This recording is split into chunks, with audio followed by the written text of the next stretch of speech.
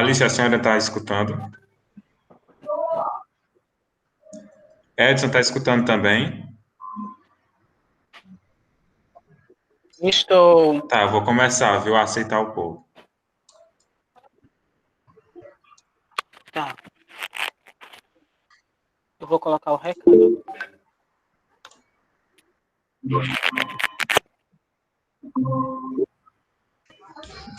Oi, Pessoal, é importante, Ok. será que dá para colocar o link do Instagram, o link do Difícil no chat? Será que dá? Dá. Edson vai fazer isso. Pode repetir, por favor, que eu saio rapidinho aqui. Colocar o Instagram, a página do Gipixa, da Contempo. No Sim, chat. no chat. Tá. Ok.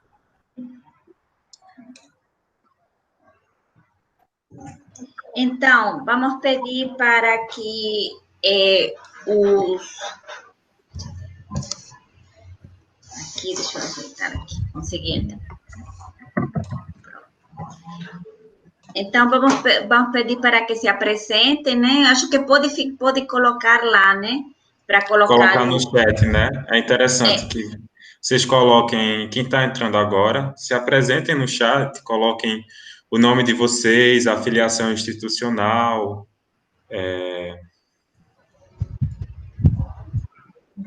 o curso que vocês fazem, se vocês estão estudando.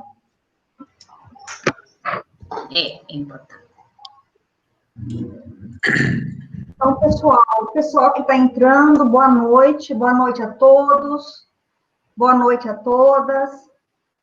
Vocês estão super bem-vindos a esse curso livre, Dádiva, Sustentabilidade e Economia Solidária, o mundo pós-pandemia e as políticas institucionais urgentes.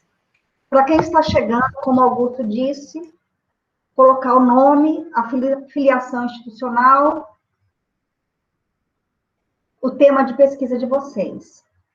Então, nós temos muitos participantes, nós temos em torno de 46 inscritos dentro da nossa Universidade Federal da Paraíba, nós temos 33 pessoas do público externo, nós temos participantes do estado do Nordeste, aqui da Paraíba, do Sudeste do Brasil. Nós temos também alguns escritórios de advocacia. Então, nós temos, totalizando aí de inscritos, 80 participantes. Todos vocês são muito bem-vindos a esse curso livre. Como são 6 horas, 18 horas, a gente vai iniciar porque é 1 hora apenas de encontro.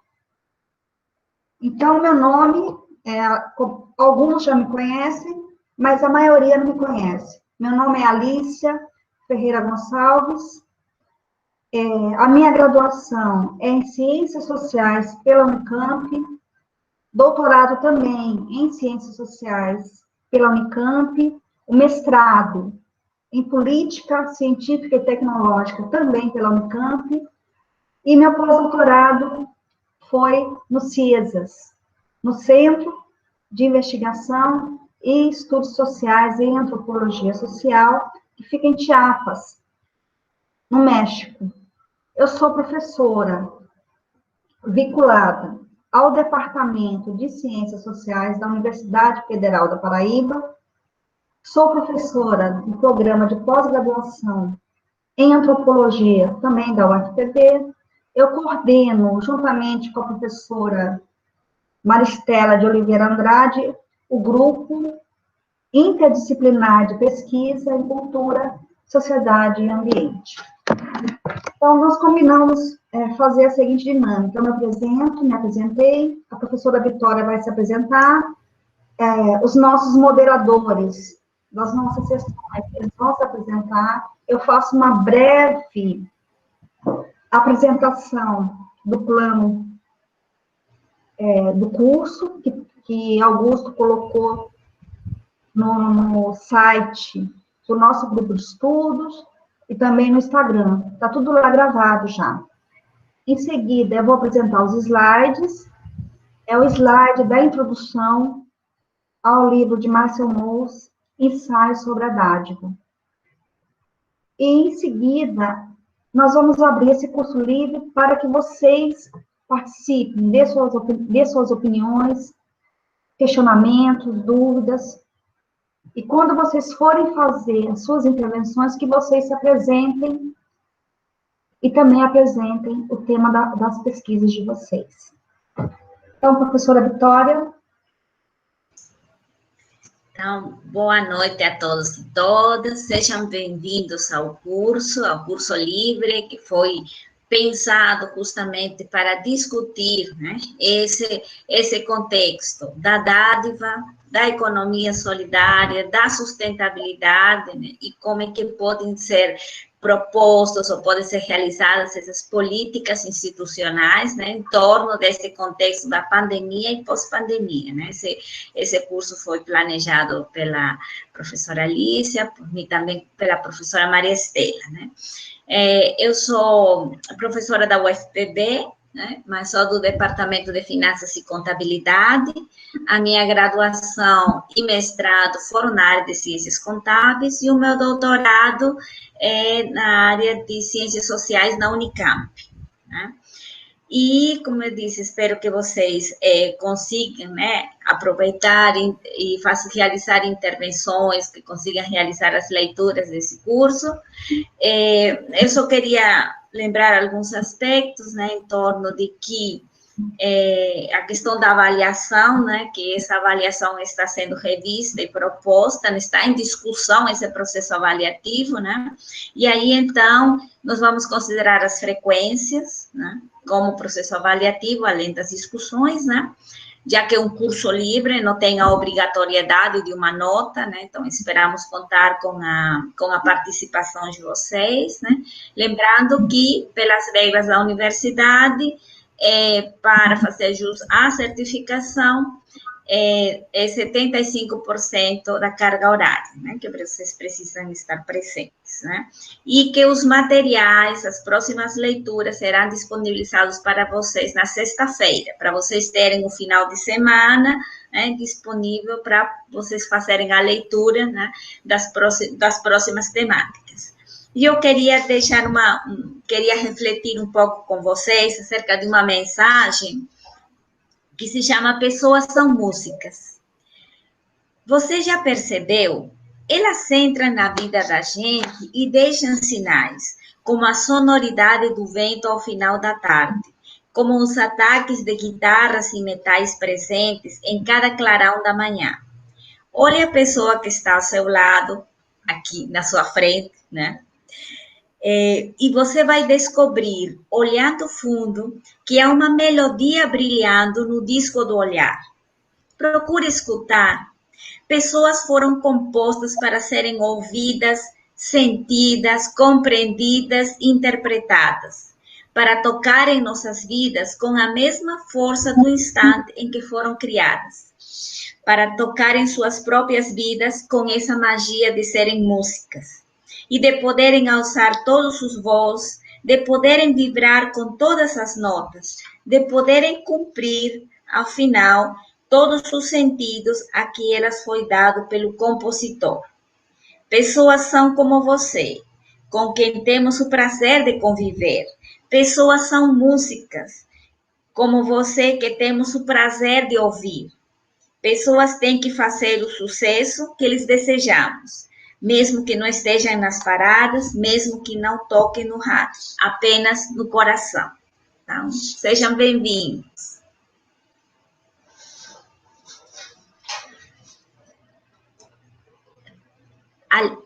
Alicia, tá desligado o teu microfone. Então, agradeço a professora Vitória por essa dádiva no nosso curso. Então, esse poema é uma dádiva. Pessoal, eu vou iniciar aqui falando um pouco, apresentando rapidamente o nosso curso, porque ele já está gravado. Para apresentar na tela, Augusto. Vamos ver aqui.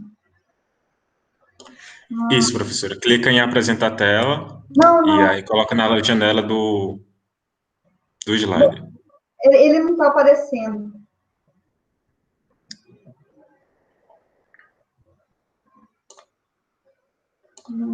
Quer que eu Só apresente por aqui? lembrando, Apresenta para aí, então, o curso. Certo. Só um minuto. só lembrando a todos que estão aqui presentes que, por favor, realizem a sua apresentação no chat, né, para que vocês também se conheçam e consigam, né, interagir, tá? Então, nós estamos pedindo para colocarem o nome, o curso, ou filiação institucional ou atividade profissional. Professora Vitória, qual é o nome do poema que a senhora recitou? Estão perguntando aqui no chat. Pessoas são músicas.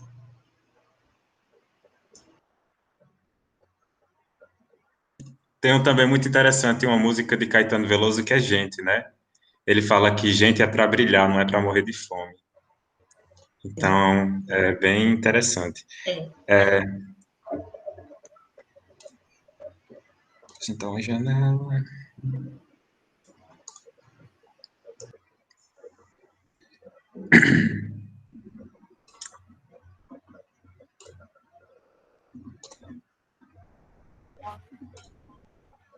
Então, gente, só para lembrar, tá certo? Essa reunião está sendo gravada, tá bom? Só para vocês ficarem cientes.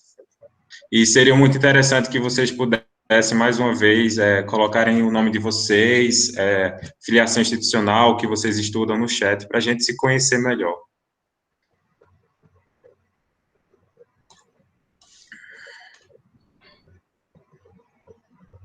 Agora eu vou colocar no chat as redes sociais, tanto do TICPIXA, que é o grupo de pesquisa, como do Contemp e o site. Depois da aula de hoje, se vocês pudessem nos seguir nas redes sociais, a gente desde já agradece. Professora, a senhora consegue ver a apresentação? Não, né? Estou conseguindo ver, não. Do PowerPoint eu já acessei. Agora, da apresentação, não.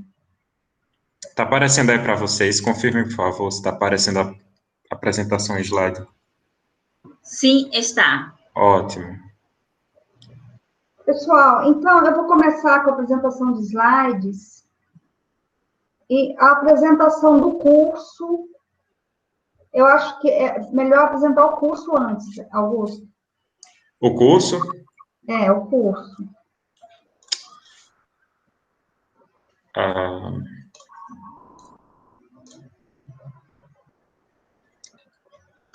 Preciso achar aqui o curso. Pessoal, então eu apresento o slide e aí, em seguida, a gente apresenta o curso. Então, aí, você vai passando os slides, Augusto? Sim.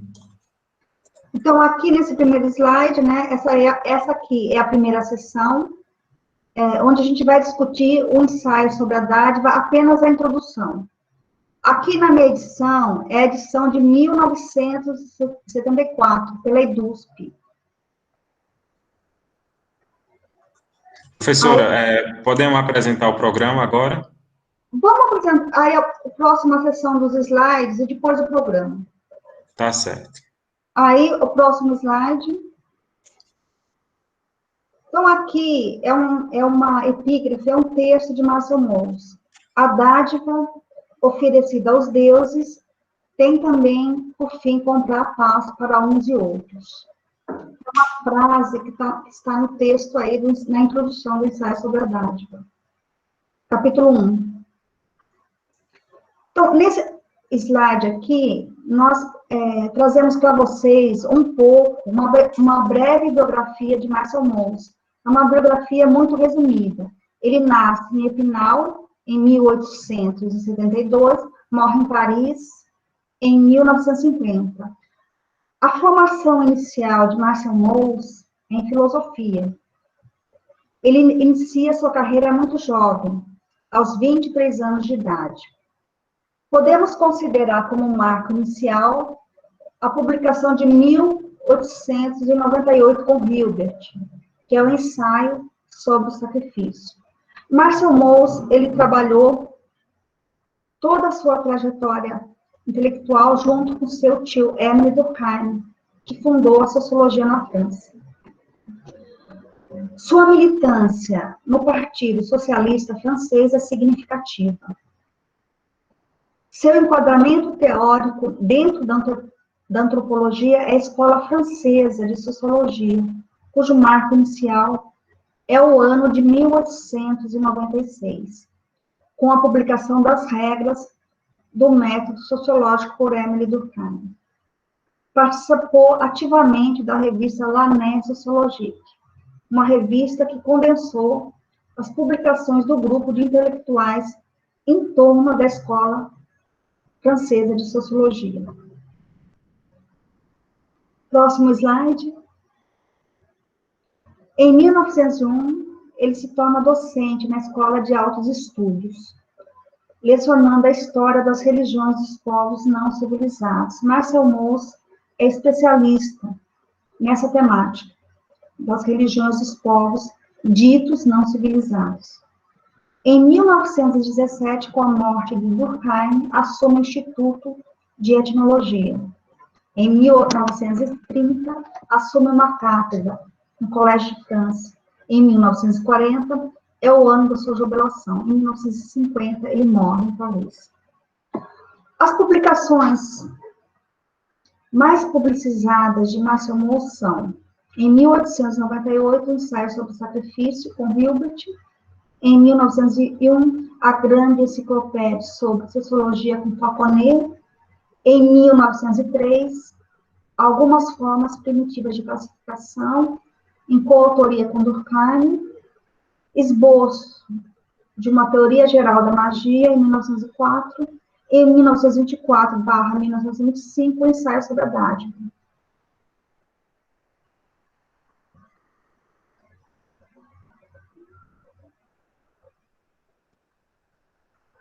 Marcel Mauss, ele inicia a introdução ao ensaio sobre a dádiva citando um provérbio escandinavo.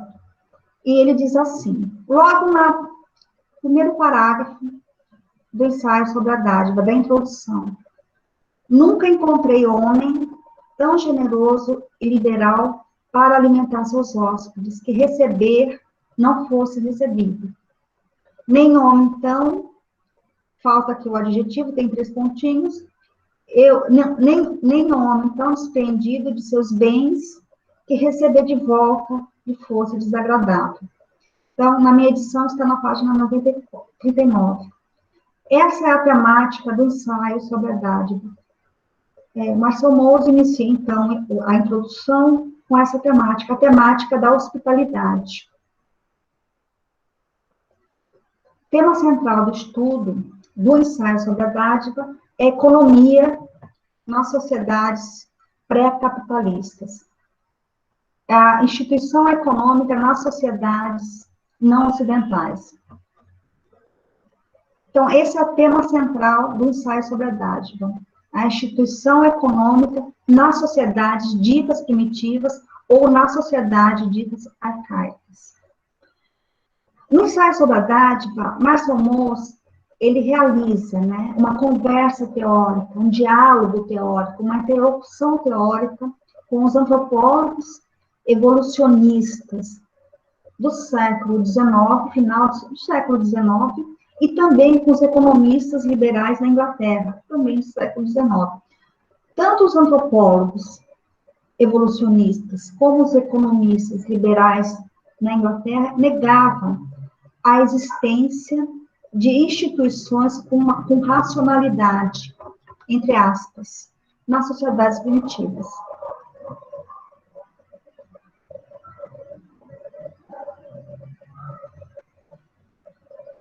O argumento central do ensaio sobre a dádiva, o ensaio sobre a dádiva é um livro, deve ter umas 100 páginas, 130 páginas, vários capítulos.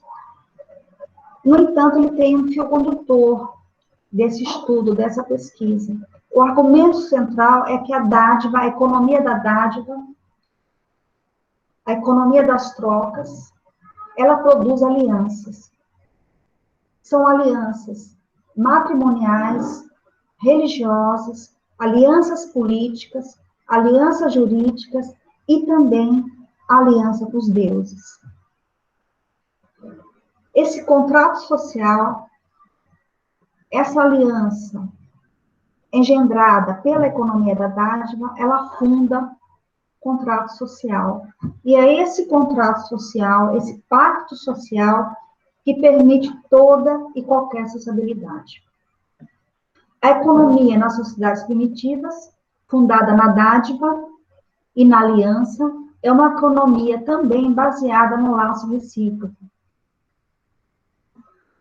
Quando Marcel Mauss realiza esse estudo sobre as instituições econômicas nas sociedades pré-capitalistas, nas sociedades ditas primitivas, o grande contraponto do autor é a economia capitalista, baseada não na dádiva, não na reciprocidade, mas sim na acumulação e na concentração do capital. Então, o ensaio sobre a dádiva todo o tempo é esse contraponto entre uma economia da dádiva, uma economia das trocas, uma economia baseada na reciprocidade e uma economia baseada na produção de mais-valia, na acumulação, na concentração do capital e no individualismo. De um lado, nós temos o contrato social, que representa, teoricamente, o interesse da sociedade, e, de outro lado, nós temos o individualismo, o liberalismo e o individualismo. A indagação central do estudo, na minha edição, que é a edição de 74, 1974, na página 42, ele coloca, né, qual que é a indagação central do estudo. Então, ele vai perguntar: qual é a regra de direito e de interesse que, nas sociedades do tipo arcaico, faz com que o presente recebido seja obrigatoriamente retribuído? É essa indagação que Marcel Mauss ele vai tentar responder. E aí a gente vai no método. Qual que é o método de Marcel Mauss? Nós temos aqui no nosso curso livre antropólogos e pessoas também que não são formadas em antropologia. Então, o método que Marcel Mauss utilizou é o método que ele chama de comparativo preciso. O que é um método comparativo? O método comparativo, geralmente, ele busca demonstrar a universalidade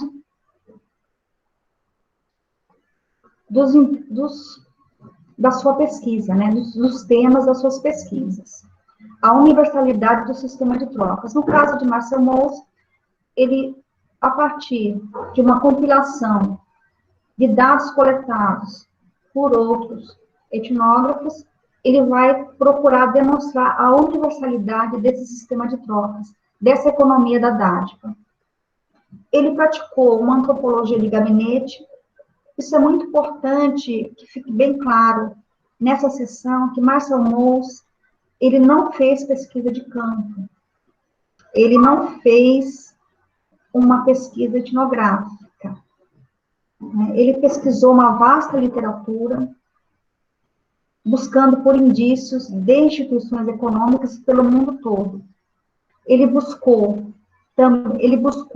por similaridades e buscou também pelas distinções, que é uma característica do método comparativo, né? Você comparar instituições, no caso dele, ele comparou instituições econômicas ao redor do mundo, ele estabeleceu as similaridades e também as dissensões, as particularidades. O campo de investigação de Marcel Mauss é muito amplo. Polinésia, Melanésia, Noroeste americano, literaturas do direito romano antigo, literatura do direito indo-clássico, direito germânico. Ele também leu textos das religiões não ocidentais, leu textos das grandes religiões no Ocidente. Então, o campo de investigação de Marcel Mauss é muito amplo. Quem tiver interesse, eu recomendo a leitura do texto inteiro, né, do ensaio sobre a dádiva, ou do capítulo 1, que é um capítulo importante, e as notas de rodapé, elas são importantes na leitura do ensaio sobre a dádiva. Professora, só para, né, complementar, que é muito importante a leitura dos rodapés no ensaio sobre a dádiva, porque, como a senhora falou, ele era um antropólogo de gabinete, então ele não fez trabalho de campo. Então, todo o trabalho que ele fez é com base em relatos de viajantes, de antropólogos que fizeram trabalho de campo. Então, você lê as notas de rodapés para ter uma compreensão melhor acerca do texto. Isso é um traço muito importante da leitura de Marcel Mauss. Tá, e além dele compilar dados etnográficos de outros antropólogos, então, repetindo, né? Ele leu muito, né? Ele leu muito textos na área do direito romano antigo, direito indo-clássico, direito germânico. Ele também leu textos das religiões não ocidentais e textos de religiões ocidentais também. Então, ele fez uma vasta pesquisa, né? Pesquisa de investigação, considerada de gabinete. Aqui, pessoal, é um mapa, só para vocês terem uma ideia, quais são os povos estudados, né, mencionados no ensaio sobre a dádiva. Então, no noroeste americano, ele estudou os esquimós. Os esquimós, eles foram etnografados por Franz Boas, Estados Unidos no noroeste americano. Na Austrália, são os aborígenes australianos, que foram etnografados por Malinowski, que também eles são muito citados aqui no ensaio sobre a dádiva. E a Polinésia, que é esse conjunto de ilhas. Então, a Polinésia é muito importante, Samoa é muito importante. No primeiro capítulo tem uma menção aos Maori aí da Polinésia, Samoa. Então, é só para vocês terem uma ideia dos povos, das sociedades, antes da entrada do mercado. Esse slide, Augusto, você explica. Augusto, Esse slide aqui, ele é sobre os esquimós, né, que, como a professora falou, é o povo que foi estudado por Boas, né, que ele trata no ensaio sobre a dádiva, e isso daqui é a ocupação desse povo, né, dos esquimós na América Ártica, né. Então, aqui a gente vê que eles ocupam a região do Alasca, né, e também do norte do Canadá, né. Então, aqui na figura 3 dá para ver isso. Na figura 4 e na figura 5 a gente vê fotografias, né, desse povo dos anos de 1913, por aí. E a figura 6 a gente tem uma foto mais recente, acho que essa foto, se não me engano, é de 2017, né, das populações, né, descendentes desses esquimós que Mose estudou na América Ártica, né. Essas 3 fotos são do governo do Canadá, e são em territórios que são ocupados por esses povos ainda até hoje. aqui de novo, esse mapa mostra a Austrália, né, a Polinésia, esse conjunto de ilhas que foi um campo de investigação muito forte para os antropólogos.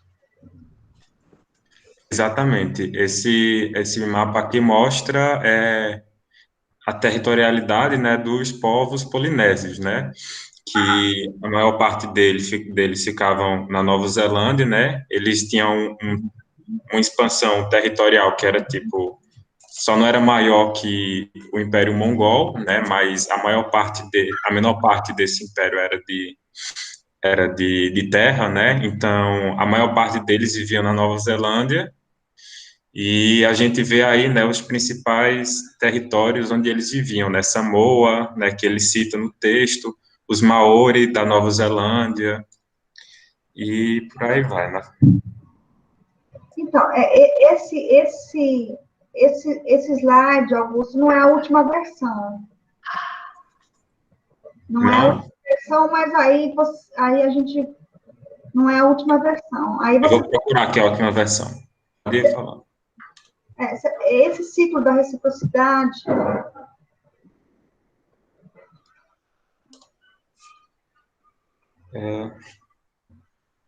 Estou baixando o último que a senhora mandou aqui, um minuto.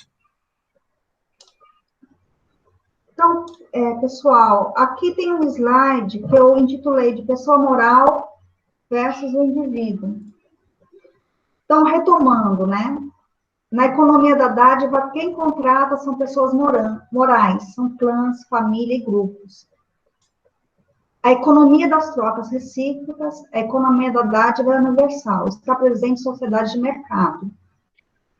A economia das trocas tem aspecto sistêmico, e sua obrigatoriedade é aparentemente desinteressada. A economia da dádiva institui o contrato social e o vínculo jurídico. A obrigação de retribuir é estabelecida pelo Hall. Hall é uma categoria nativa, uma categoria maori. É o espírito, é o vento, a alma, o espírito da coisa dada.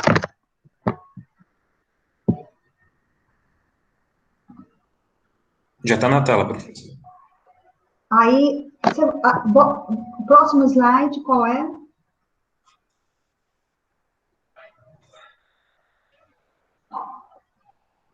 Pessoal, aqui eu tentei desenhar para vocês o ciclo da reciprocidade, da economia da dádiva. Marcel Mauss, ele define a dádiva de modo muito amplo. Aqui a dádiva, ela tem esse aspecto sistêmico. Então, são 3 atos. Dar, né? Dar, eu dou algo a alguém. Eu oferto uma dádiva a alguém. Receber, a pessoa recebe. Em algum momento, ela vai retribuir a uma terceira pessoa. Então, esse dar, esse receber e esse retribuir tem um aspecto sistêmico. Ou seja, segundo Mauss, configura um sistema.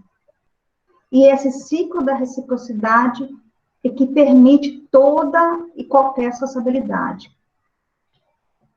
Então, é esse ciclo, dar, receber, retribuir, que funda o contrato social. E é esse contrato social que funda a sociedade. As anotações, dá para ver ou não dá? As anotações. Desse desenho, né? Aqui é uma tentativa também de desenhar esse ciclo da reciprocidade.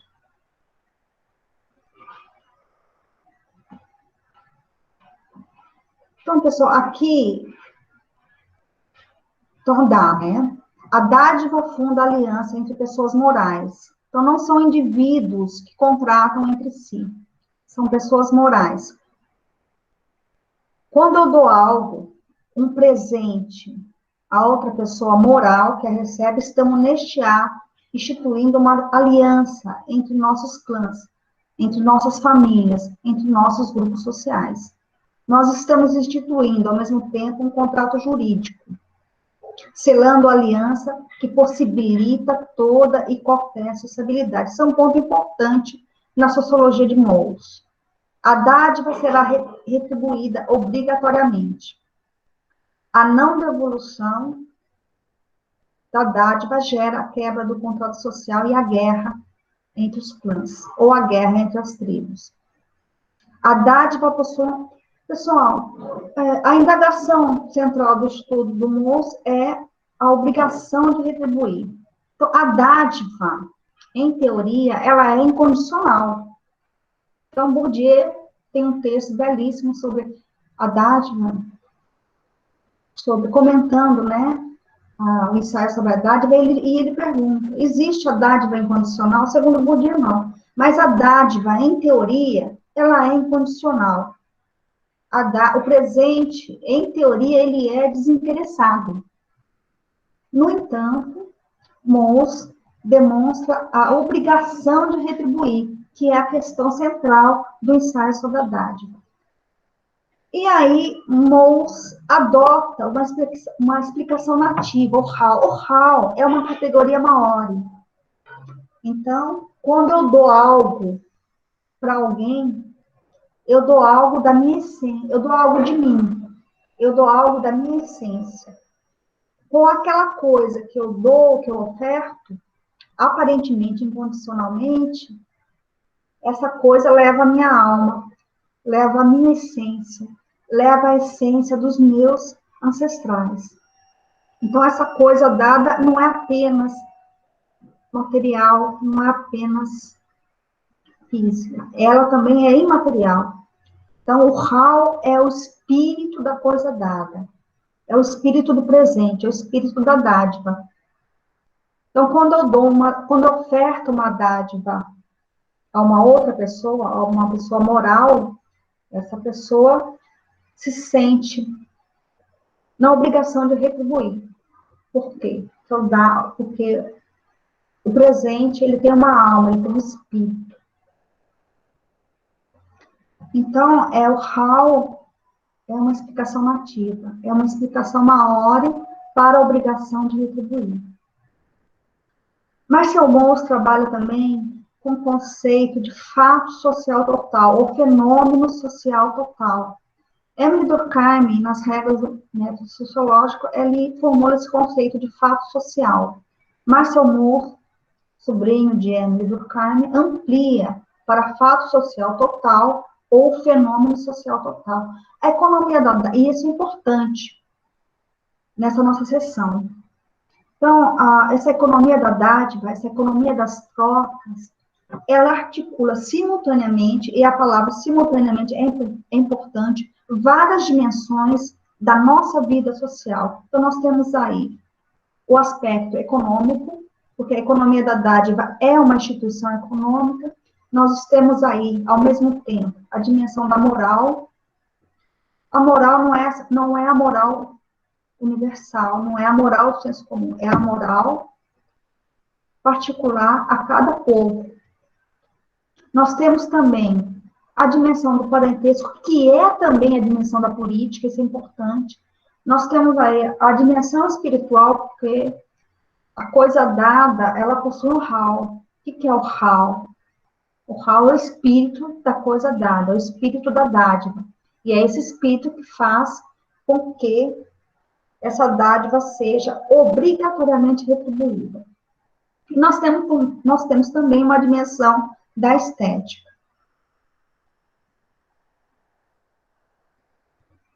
Então, aqui está um pouco... O próximo slide, ele fala do Hal. Do Hal.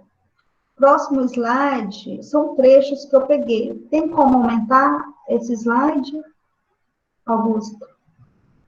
Eu vou tentar ler. Está pequeno, mas eu vou tentar ler. É sobre o Hal. O Hal é uma categoria maior e uma categoria importante nessa nossa sessão. Então, isso aqui é uma explicação nativa. Se eu não me engano, é uma explicação maior. O Hal não é o vento que sopra. Nada disso. Suponha que o senhor possua um artigo determinado, entre parênteses, o Taonga, e que me dê esse artigo. O senhor dá sem um preço fixo. Não fazemos negócio com isso. Ora, eu dou esse artigo a uma terceira pessoa que, depois de algum tempo, decide dar alguma coisa em pagamento.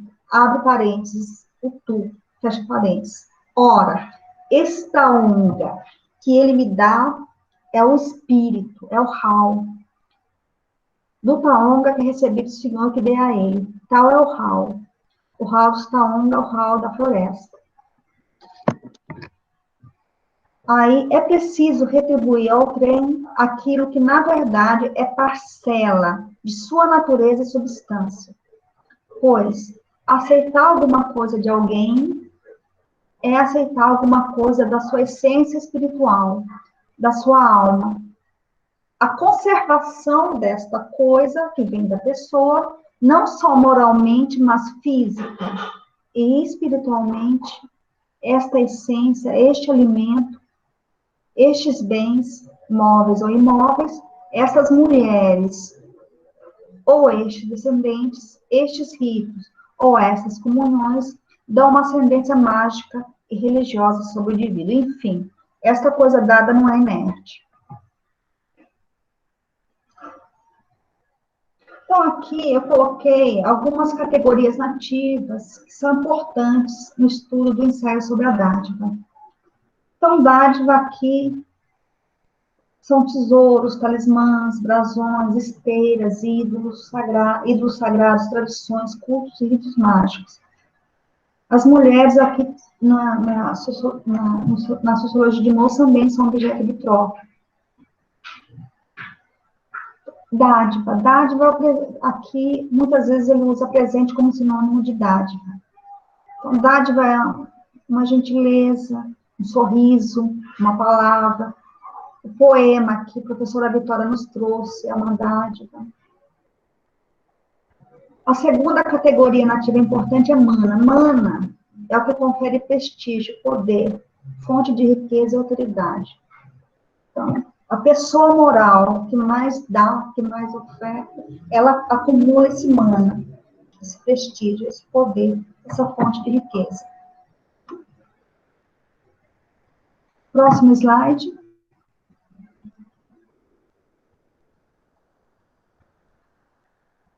Não faltou nenhum? Só retomando aquele slide, O pessoa... próximo seria o Hal, né, professora? A senhora falou da dádiva, da mana, o próximo acho que seria o Hal, que a senhora falou antes. A próxima categoria fundamental para a gente entender a roça são todas categorias nativas. Aquele slide, pessoa moral versus indivíduo, Augusto, por favor. Então, pessoal, só para finalizar essa apresentação da introdução, alguns argumentos centrais. Então, é importante, quem contrata são pessoas morais, não é um indivíduo. São clãs, são famílias, são grupos sociais que desempenham papéis dentro daquela sociedade. A economia das trocas recíprocas, ela é universal, não depende de tempo e espaço, segundo Marcel Mauss, a instituição econômica. A economia das trocas, ela tem um aspecto sistêmico. E a sua obrigatoriedade é aparentemente... E sua obrigatoriedade é aparentemente... Esse aqui eu errei. Então, a dádiva é aparentemente desinteressada, incondicional, mas, na verdade, ela é obrigatória. A retribuição é obrigatória. A economia da dádiva institui o contrato social e o vínculo jurídico. A obrigação de retribuir, segundo a explicação nativa, é estabelecida pelo Hal. E o Hal é o espírito da coisa dada. Então, pessoal, só lembrando, a todo tempo, Marcel Mauss quer demonstrar a existência de instituições econômicas nas sociedades ditas primitivas, nas sociedades pré-capitalistas, e o grande contraponto, e demonstrar a racionalidade delas, que é uma temática também interessante. E, ao mesmo tempo, o grande contraponto é a economia de mercado, a economia capitalista. E também o grande contraponto, a grande reflexão que nós devemos fazer aqui, que é um link já com a temática da economia solidária, a economia da dádiva, ela está imersa nas relações sociais, ela está imersa no tecido social, e ela articula as várias dimensões de uma sociedade, enquanto que a economia de mercado, a economia capitalista, ela acumula e concentra, é baseada no individualismo, e todas as esferas da nossa vida social, elas são invadidas pela lógica do mercado. Então, essa é a grande reflexão que nós devemos fazer. Por isso, os movimentos sociais no mundo todo, chamando por outra economia, por formas alternativas ao capitalismo. E aí, a economia social, a economia solidária, surge como esse contraponto à economia de mercado, à economia capitalista. Então, eu agradeço o tempo e o interesse de vocês. Ô, professora, e é interessante da gente notar que, por exemplo, aqui a gente está falando né, desses povos, dos esquimós e dos polinésios, e hoje em dia, a primeira-ministra da Nova Zelândia, ela disse que depois dessa pandemia, durante essa pandemia, ela se pegou pensando muito a respeito do que é progresso, né? Tipo, sobre o trabalho. Por que trabalhar 5 dias, né? E a nossa qualidade de vida, né? E ao invés de comparar o progresso com o tanto de riqueza que você consegue acumular, comparar o grau de progresso a quão bem o cidadão está vivendo, qual é o índice de DH, né? Tanto que ela estava falando o dia desses sobre diminuir os dias úteis da semana de 5 para 4, né? Porque somente agora a gente está vendo a centralidade de ter um tempo para a gente, né? Agora que o trabalho está invadindo a nossa casa, né? Que a gente recebe cobranças constantes para produzir, né? Isso não talvez, né? Não seja uma vida válida, né? E é engraçado e é interessante que mostrar essa reflexão para a gente. Não, é importante. Por isso o texto do moço, ele está nesse nosso curso, né? Economia Solidária, Sustentabilidade e um mundo, entre aspas, pós-pandemia, porque, na verdade, nós vamos ter que conviver com a Covid-19 e as políticas institucionais que são urgentes. Então, esse é o papel do texto de Marcel Mauss, é fazer a gente pensar sobre outras economias e outras economias enraizadas na sociedade. E já tem muitos exemplos de economia solidária no Brasil, na Paraíba, em várias partes do mundo. Augusto, eu apresento o programa rapidamente.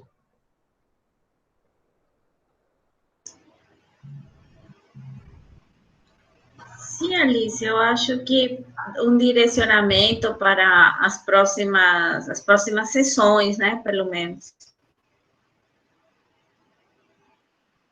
E depois da apresentação do programa, a gente abre o espaço desse curso livre para vocês colocarem as sugestões no chat e a gente abre o microfone para vocês. Pessoal, esse programa, ele foi gravado pelo Augusto, pelo Edson, e está no nosso grupo, no Gipissa e no Instagram. Então, rapidamente, né? A gente já pode ir para o cronograma.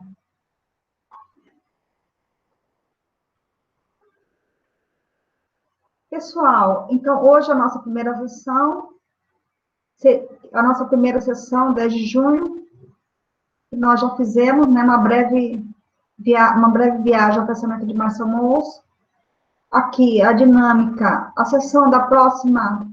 próxima sessão, dia 17 de junho, a dinâmica associativista e cooperativista, o texto vai estar disponível, acho que sexta-feira. Na sessão de 31 de junho, pessoal, não existe. Então, aqui também é um erro nosso, a gente vai corrigir esse plano de curso. Então, Alice, então essa não é a última versão, né? Não é a última versão. 31 de junho não tem no nosso calendário, seria dia 1º de julho. Dia 1º de julho é uma quarta-feira, nós temos uma convidada do México, que é a doutora Laura Collin, que é diretora do Centro de Estudos Políticos e Sociais do Colégio de Tlaxcala. Laura Collin tem vários artigos, vários livros sobre economia social e solidária no México. Então, ela é a nossa convidada do dia 1º de julho. E a gente também vai indicar o livro dela, Economia Social, Solidária, Local e Diversa. Depois do dia 1º de julho, eu acho que vai ser dia 8 de julho, algo assim, na próxima quarta-feira. Nós temos como convidado o Dr. Joanes Paulos, e o Dr. Joanes Paulos, ele pediu, Augusto e Edson, que nós corrigíssemos também o nome dele. É do Dr. Joanes Paulos Silva Forte. Então, nós aqui também é outro que nós vamos corrigir, é outro erro que nós vamos corrigir. Dr. Joanes Paulos Silva Forte é doutor em Ciências Sociais e ele vai falar sobre o marco jurídico da economia solidária. Isso é muito importante. É toda a legislação que institui a economia solidária no Brasil. Aqui, pessoal, esse cronograma está errado. Então, depois do dia 8 de julho, nós teremos aqui uma conversa, não é? Eu e a professora Maria Helena Martins Torres, também do México, que a gente vai tentar fazer uma reflexão, uma conversa com vocês sobre essa falsa dicotomia entre economia e saúde, que esse governo, ele tenta colocar como antagônicos. Essa falsa dicotomia. Pois não? Pois não? Temos um no chat, ele atrapalhando, peço desculpa. Oi? Temos uma dúvida no chat. A gente já responde, só vou terminar de apresentar rapidamente. Pessoal, aí depois, esse cronograma, os dias, aí a gente vai corrigir. Esse 8 de julho não é 8 de julho. A gente tem o cronograma, a gente vai publicar o cronograma certo. Aí na próxima sessão, são 10 sessões. São os arranjos produtivos baseados na solidariedade de comunidades vulneráveis. São 2 sessões que nós teremos o prazer de receber aqui o nosso cacique Potiguara, Natan Potiguara, para a gente discutir sobre esses arranjos produtivos, economia solidária ou arranjos produtivos baseados na solidariedade em comunidades vulneráveis. Vai ter um dia que nós convidamos aqui a doutora Rosiane Meire, que é da Secretaria da Economia Solidária no Estado da Paraíba. Nós estamos esperando o aceite da doutora Rosiane Meira. A seguir, a gente vai ter a sustentabilidade dos territórios e as políticas institucionais. Aí nós temos 2 convidados, a Lorelai Garcia e a professora Léa Carvalho Rodrigues, da UFC, para a gente pensar um pouco sobre o desenho de políticas institucionais focada nos territórios e a partir da perspectiva da comunidade e a partir da perspectiva etnográfica. É pensar políticas institucionais com um olhar antropológico e também com as comunidades. O encerramento no nosso curso será com o professor Alcides Gussi, da Universidade Federal do Ceará, que trabalha há muitos anos com políticas institucionais. Ele vem encerrar o curso para a gente. Pessoal, Alicia, essa palestra ficou para dia 14, né? 14 de agosto, né? Último dia do semestre, não foi? Nós vamos colocar no Instagram e no site esse curso atualizado, com todas as correções. Então, 14 de agosto é o último dia do nosso curso livre. Edson, você ia falar alguma coisa, Edson? Oi. Edson, pois não? Não, é a dúvida, para ler a dúvida, a pergunta. Eu posso ler aqui, eu não sei se Edson está conseguindo, mas a Fraguele perguntou, acho que é assim que fala, perguntou como perceber a dádiva na sociedade globalizada e utilitarista atual. Ou seja, é possível existir ou coexistir? É possível a dádiva existir ou coexistir nesse momento utilitarista? Flagele, quando o Márcio Mouza escreve o ensaio sobre a dádiva, justamente é uma reflexão no sentido de resgatar, né, a lógica da solidariedade e da reciprocidade para sociedades cuja economia de mercado é dominante. É difícil, porque mesmo em sociedades primitivas, a dádiva, aparentemente, ela é incondicional, mas, ao mesmo tempo, tem a obrigação, tem a coerção de retribuir.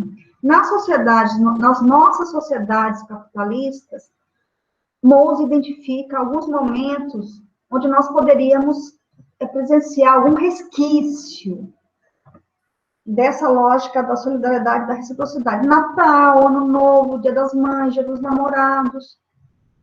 Mas, enfim, respondendo a sua pergunta, o grande desafio é a gente pensar arranjos econômicos, outras formas de economia que não estejam baseadas na acumulação e na concentração do capitalismo. Por quê? Na sessão que nós vamos na sessão que nós vamos discutir, essa falsa dicotomia saúde e economia, a gente vai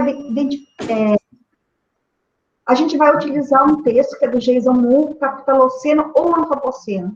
E esse autor, ele simplesmente identifica todas a matriz das desigualdades, das opressões, no sistema de mercado baseado na acumulação capitalista. Ou seja, dentro do capitalismo nos levou aonde?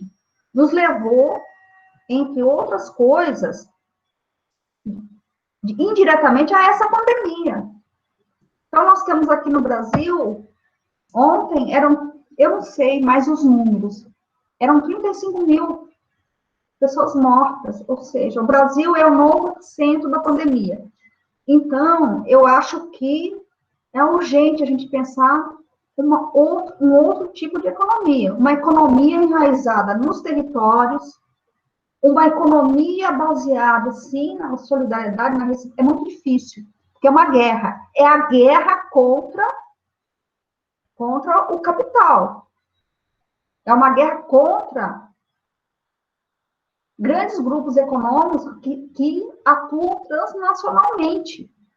É muito difícil. É uma guerra. Nós estamos numa guerra. E no Brasil nós estamos com uma guerra tripla. É uma guerra contra a pandemia e, ao mesmo tempo, é uma crise econômica causada por um governo eleito em 2019 que também contribui para esse avanço de mortes no Brasil. Mas eu penso assim, Frangeli, eu penso assim, é preciso essa reflexão. Nós temos que fazer uma reflexão, nós temos que pensar, nós temos que projetar um futuro nesse mundo pós, entre aspas, pandemia, porque nós vamos ter que conviver com o vírus. Então, eu acho assim, o movimento da economia solidária, depois a Vitória pode falar mais, o movimento da economia solidária é um movimento que está presente no mundo todo, já faz algum tempo.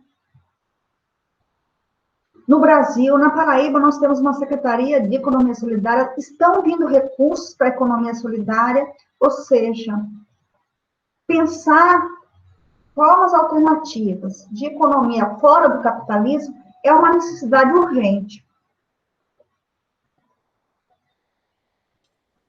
A Letícia Rocha está pedindo o Instagram. Eu já mandei, professora. E aqui, Ana Beatriz de Souza Dantas, ela tem outra dúvida, né? Que é um momento aqui. Inclusive, Frageli, né? Frageli, ela agradece e diz que tem buscado observar e identificar a dádiva no turismo, ainda que o turismo seja intrinsecamente ligado ao utilitarismo. Sim, mas o turismo também. O Márcio Almoço, ele visualizava essa lógica da reciprocidade, da solidariedade em todas as dimensões da vida social. E não só ele, muitos autores que são seguidores de Márcio Almoço. Ana Beatriz, ela pergunta aqui se existe alguma ponte entre essa obrigatoriedade de retribuição e o ambiente do coronelismo presente no sertão. Ana Beatriz, eu estou pedindo, né, para vocês colocarem também de onde vocês são, a filiação institucional, o tema da pesquisa. Então, Marcos Lana, um antropólogo, ele estudou dádiva, se não me engano, ele fez uma pesquisa no Rio Grande do Norte, dádiva divina, né? E existe, sim. Porque a dádiva, em muitos casos, ela institui a dádiva,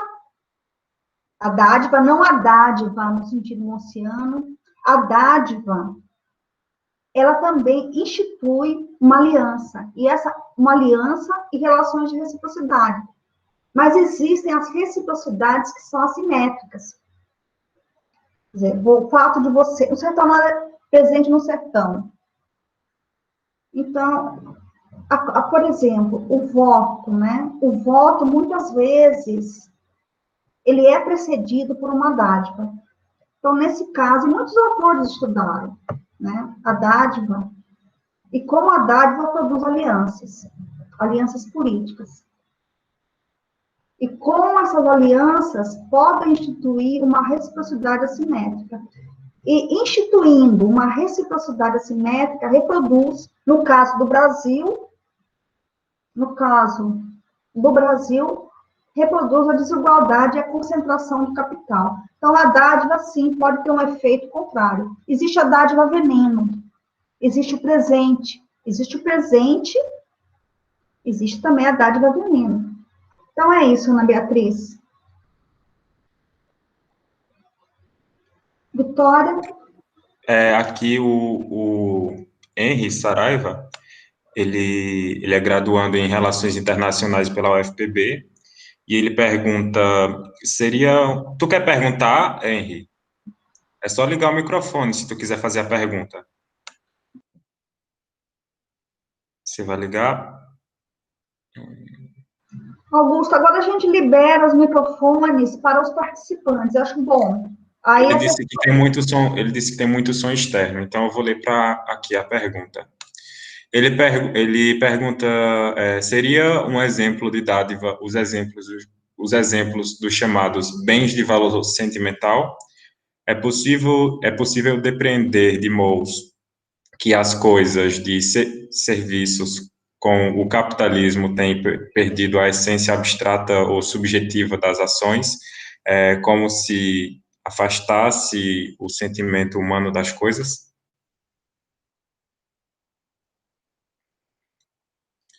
Professora, a senhora tem que ligar o microfone. Augusto, eu caí e entrei de novo. Qual é a questão? Eu caí e entrei. Ele pergunta, seria um exemplo de dádiva os exemplos dos chamados bens de valor sentimental? É possível depreender de modos que as coisas e serviços com o capitalismo têm perdido a essência abstrata ou subjetiva das ações, como se afastasse o sentimento humano das coisas? Está aqui no chat. Eu acho que está aqui no chat. Eu vou tentar responder. Os bens sentimentais, olha, eu acho que sim. Os bens sentimentais, Bourdieu tem um texto que eu agora não lembro, tem um artigo, Marginália, notas adicionais sobre o dom. E Bourdieu coloca a seguinte questão para a gente: existe a dádiva incondicional? E ele coloca também, ele pergunta assim: existe o amor incondicional? E ele dá o exemplo dos casamentos, Bourdieu. Então, Bourdieu, que é um leitor de Mons, ele diz que mesmo numa relação afetiva, uma aliança matrimonial, você não é uma aliança desinteressada, você tem sempre aí um interesse por trás. Aí, como a questão é muito grande, vou ver se a primeira parte eu respondi, a segunda eu já não lembro mais. Eu vou te mandar aqui, eu vou mandar agora no chat de novo, professor, olha aí.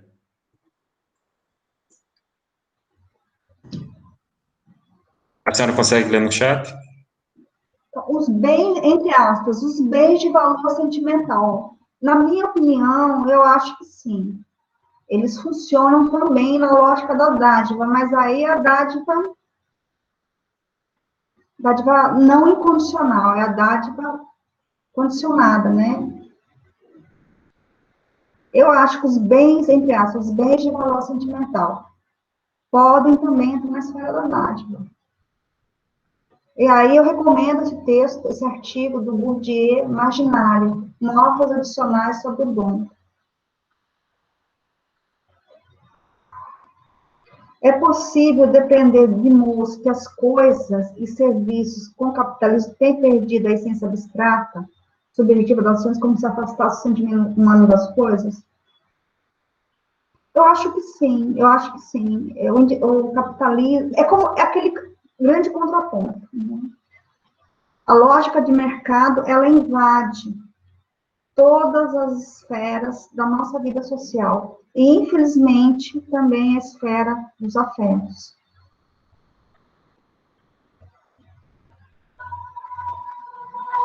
Augusto, acho que a gente pode abrir o microfone para o pessoal fazer perguntas, Sim, tá? sem dúvida. Edu Santos aqui, ele disse que está querendo fazer uma pergunta. Aí, consegue falar? Acabei de entrar. Olá, boa noite. Estão me escutando, ok? Sim. Tudo certo? Eu sou Eduardo Santos, sou estudante de radialismo e televisão, aí na UFPB. E em uma das estrofes aqui da introdução, na estrofe, a gente tem aqui a estrofe 186 e também a 48. Fala assim, dádiva, mais falar contra a vontade. Os presentes dados devem ser semelhantes aos presentes recebidos. E também no outro, no 48, que é logo abaixo desse, fala assim: os homens generosos e valorosos têm a melhor vida, não sentem temor algum, mas um poltrão tem medo de tudo. O avarento sempre teme os presentes. Então, a minha dúvida na verdade, essa daqui.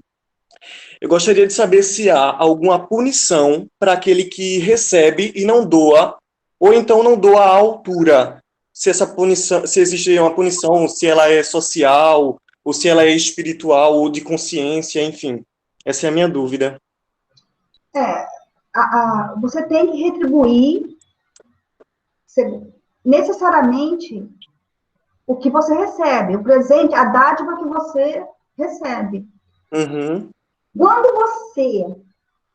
São várias coisas aí nessa estrofe que você falou. E quando você não retribui, tem que retribuir a altura, porque quando você retribui a altura, você institui a reciprocidade simétrica. Concorda? A reciprocidade simétrica. E se você, quando você quebra o acordo, quando você quebra o contrato, você institui a guerra. E você acaba quebrando não só a relação com a outra pessoa, mas sim a relação do sistema, não é? O mecanismo do sistema. Entendi. Sim, o mecanismo, o sistema, ele funciona a partir daqueles 3 atos: dar, receber e retribuir. Sim. Quando você quebra o contrato, você institui, sim, o conflito social, você institui a guerra. E são pessoas morais que contratam. São pessoas, não indivíduos. Então, eu acho assim, esse texto do Moulos é muito bom, mas a gente tem pouco tempo, né? É denso, ele é muito denso. Entendi. Tá certo, obrigado. É uma mensagem para a economia de mercado, para a economia capitalista, né? Professora, ele fala, e tem registro de algumas imagens no YouTube, se alguém tiver a curiosidade, do Potlatch, né, que é um festival que é realizado com os povos do Ártico, né, e com alguns povos melanésios também, que consiste justamente em que eles se juntam, né, e nesse ritual, o que é que eles fazem? Eles fazem a renúncia dos seus bens. E você é mais rico comparado ao quanto você pode renunciar. E aí você vai e queima tudo, né? Tudo que você pode, você queima. E quanto mais você renuncia, mais rico você é. Então, é uma inversão total na lógica do mercado, né? Que ao invés de acumular, você é rico, né? O seu grau de riqueza é enquanto você pode renunciar. É o desprendimento, né? É o desprendimento. Então, quanto mais generosidade, mais mana, que é uma outra categoria nativa, você acumula. Enquanto que no capitalismo, ao invés de pessoas morais, são indivíduos. No capitalismo, quanto mais você concentra, quanto mais você acumula o capital, às custas de outras pessoas, e agora, no momento de pandemia, às custas de vidas humanas, mais você provoca o caos. Sim, Então, e pegando... Eu acho que você abre o microfone para mais alguém, e aí Vitória encerra, logo em seguida. Tá, ok, eu encerro. Então, vamos dar oportunidade a outros participantes que desejem fazer seus questionamentos. Otávio Lopes, ele fez uma pergunta no chat, se quiser fazer pelo microfone, sinta-se à vontade.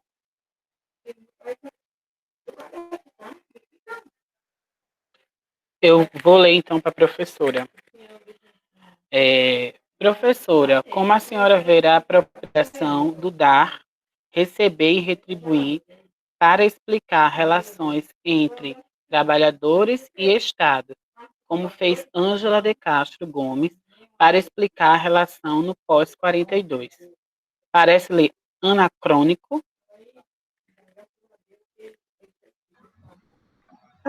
Márcio Moos, ele, até os tributos, ele considerava como dádiva. Existe, sim, uma relação do Estado. Existe um grupo, que é o grupo do Movimento Anti-Utilitarista em Ciências Sociais, o grupo Moos da França. E eles trazem, né, o estudo da dádiva para pensar também a democracia. O Estado, dentro dessa lógica da dádiva, você tem aí o estado de bem-estar social, e a aposentadoria, que agora nós estamos perdendo todos os direitos. Há alguns anos, nós já estamos perdendo alguns direitos garantidos na Constituição, e direitos trabalhistas. Um desses direitos é o direito à aposentadoria. Então, a gente pode também pensar, não enquadrar, né, na lógica da dádiva, na lógica da reciprocidade, mas pensar também, no caso específico da aposentadoria, como que o Estado, através das aposentadorias, pode retornar uma vida toda de trabalho de uma pessoa, ou de uma família, no caso. Quando a gente fala em políticas institucionais urgentes, a gente está chamando também o Estado, que o Estado tem um papel a cumprir, sim. Então, são algumas políticas que são urgentes, como, por exemplo, as políticas que apoiam a economia solidária, que também a gente pode pensar um pouco sobre a lógica da dádiva e da reciprocidade. Professora, Eric Santos aqui está perguntando, Eric Agostinho dos Santos, ele é estudante de Ciências Contábeis da UFPB, e ele está perguntando se buscar a dádiva hoje seria uma busca da fuga do capitalismo para o ecossocialismo. Para o ecossocialismo, eu não sei, talvez. Agora, eu acho, o que a pandemia mostrou para a gente, o que a pandemia mostra para o mundo? Que a solidariedade é o único caminho para a gente enfrentar. E a gente vê exemplos aí, não só no Brasil, mas em várias partes do mundo, dessa lógica da solidariedade, da reciprocidade. Não é? Nós temos aí grupos de ajuda às pessoas que têm o Covid-19, que é quase todo mundo no mundo, né? Todo mundo hoje tem o potencial de ter esse vírus, ou de transmitir esse vírus de forma assintomática ou sintomática. Então, eu acredito que a solidariedade, a reciprocidade é um dos caminhos. É um dos caminhos, ou o único caminho, para a gente sair vivo, pelo menos. E no caso do Brasil, como nós estamos atravessando 3 crises, que é uma crise política causada pelo próprio governo eleito, uma crise sanitária, que é a pandemia, e uma crise econômica, no nosso caso, o desafio é 3, 4, 5 vezes maior que outros países onde os dirigentes têm uma postura mais sensata. Então, eu acredito que a solidariedade, a economia social, a economia solidária, os arranjos produtivos, enraizados nas comunidades e nos territórios, aí sim eu penso na lógica da dádiva, seria sim uma saída ou uma das únicas saídas para a gente, pensando aqui no Brasil. Eric, ele também pergunta se que no texto havia um exemplo do Halloween, onde as crianças pedem doce para não haver travessuras, né, o azar. Seria um tipo de potlatch, o Halloween? O Halloween, gente, eu não sei se seria um tipo de potlatch, mas também estaria inserido na lógica da dádiva. Naquela epígrafe, quando eu falo, aquela epígrafe, acho que do primeiro slide, que a dádiva oferecida aos deuses, ela tem também, por finalidade, comprar paz para uns e outros, e os outros. Então, eu acho que o Halloween pode ter uma reflexão do Halloween nesse sentido. Eu não sei se é portrait, porque o portrait é um tipo específico de economia da dádiva baseado na distribuição de riquezas, né?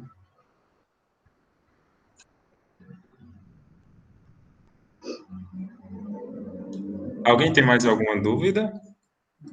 Eu acho que Vitória pode encerrar o nosso curso, a nossa sessão de hoje. Então, eu agradeço, namastê, agradeço a todos vocês.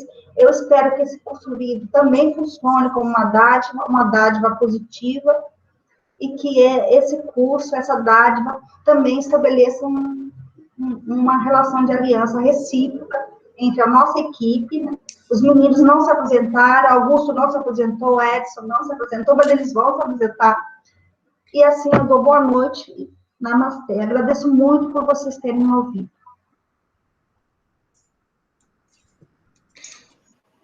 Ok. Bem, então eu também sou grata por vocês estarem aqui. Na verdade, este momento só se torna viável e possível porque vocês estão aqui participando, né? Então, realmente é muito bom tê-los aqui nessa nossa primeira sessão. Espero que voltem para a segunda, né?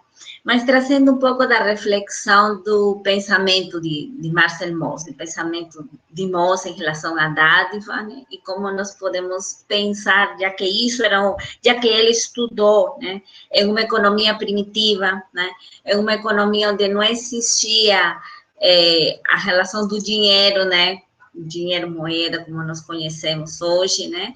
E existia essa relação da obrigação de dar, de receber, de retribuir, essa obrigação de retribuir, né?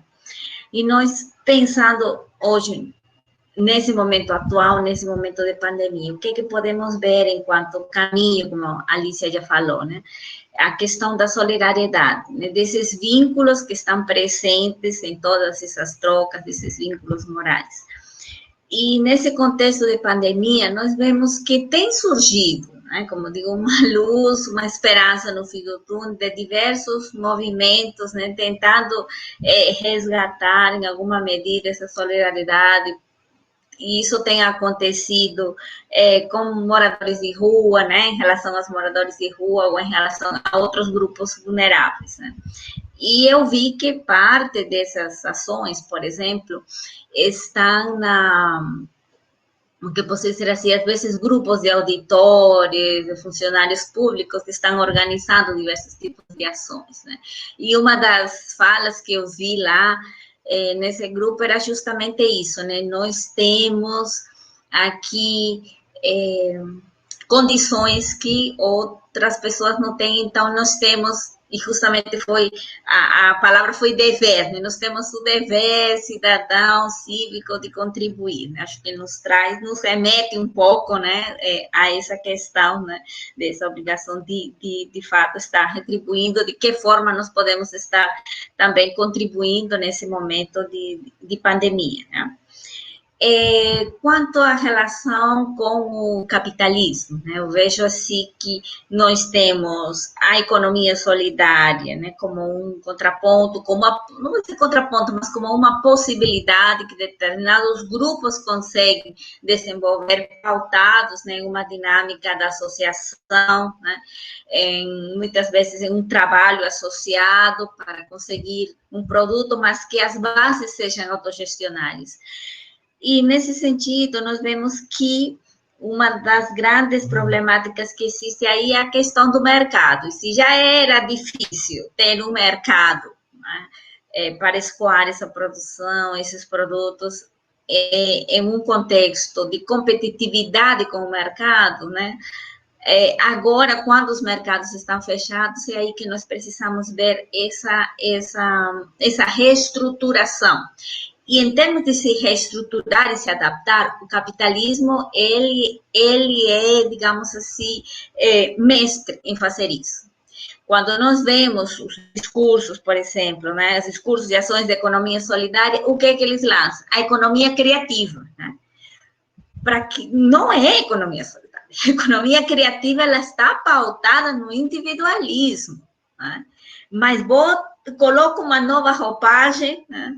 Pega alguns elementos, digamos assim, comunitários até, podem estar vinculados a isso, e da roupagem da economia criativa, né? Eu acho que, em termos de quadros, em termos de se reinventar o capitalismo, ele tem demonstrado isso, que se tem reinventado muito, né?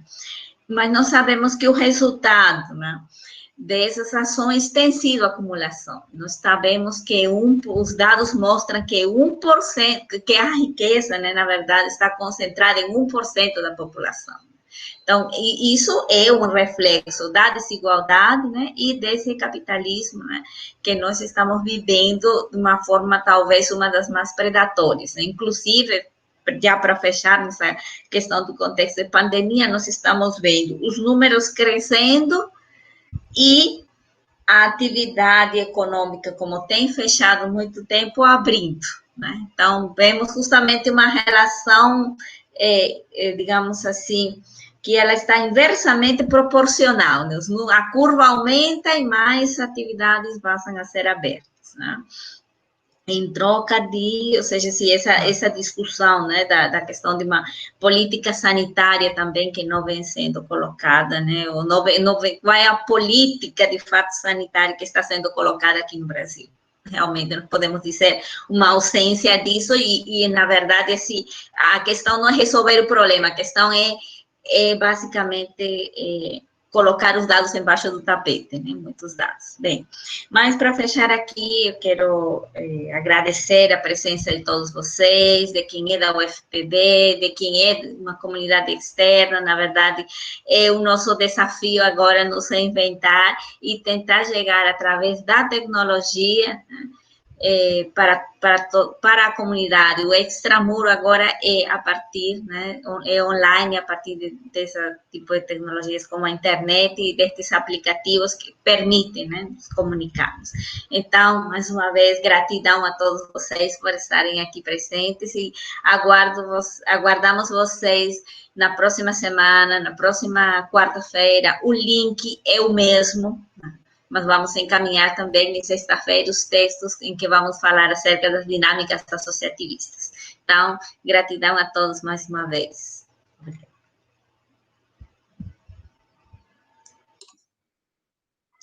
Então, por hoje é isso, né, gente? Muito obrigado por comparecerem, né? E o nosso encontro fica para a próxima quarta-feira, né? O link é o mesmo, mas a gente vai mandar o material, vai mandar também o link novamente. E é isso. Só lembrando de que vocês terão depois acesso à gravação, mas quem não se apresentou, por favor, coloque seus dados, é importante, como nós não temos possibilidade de abrir o microfone para todos, para se apresentarem, gostaríamos muito de poder fazer isso, né? Então, quem não se apresentou, quem não colocou a sua filiação institucional, por favor, coloque aqui também para fins de registro. Exatamente. Só para frisar, né, eu queria também pedir que vocês seguissem as nossas redes sociais, né, do Gipixa no Instagram e da Contempo também, tá lá naquele e-mail que eu mandei para vocês, né, e só para avisar que essa gravação vai estar disponível para vocês em breve, a gente vai colocar no site do Gipixa e a gente avisa no Instagram também e a gente vai mandar um e-mail para vocês quando essa reunião estiver disponível no nosso site, tá certo? Mas é alguma coisa, professora? Acho que não, né? Agradecer ao pessoal, de novo, da UFPB, fora da UFPB. Na próxima sessão, Edson e Augusto se apresentam. Então é isso, agradecer e boa noite. Boa noite a todos. Obrigado.